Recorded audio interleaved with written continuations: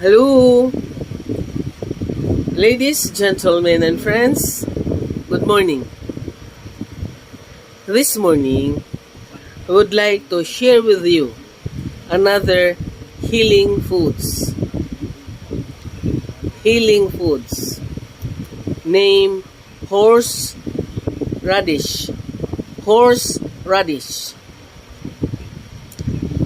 Horse radish was used as a medicine in the Middle Ages. Horseradish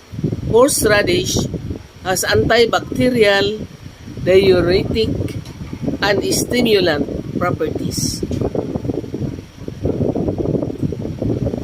It is full of vitamins and minerals,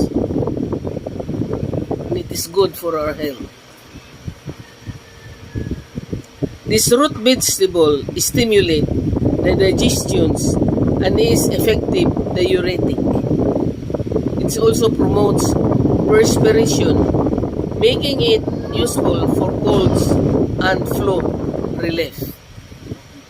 So maganda ito sa flu.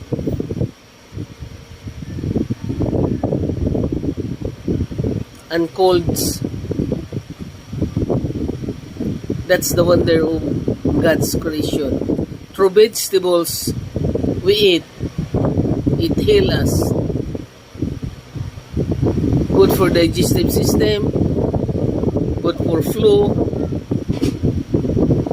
colds, and many others. Thank you, ladies and gentlemen. I hope I share with you a very little knowledge about horseradish vegetable.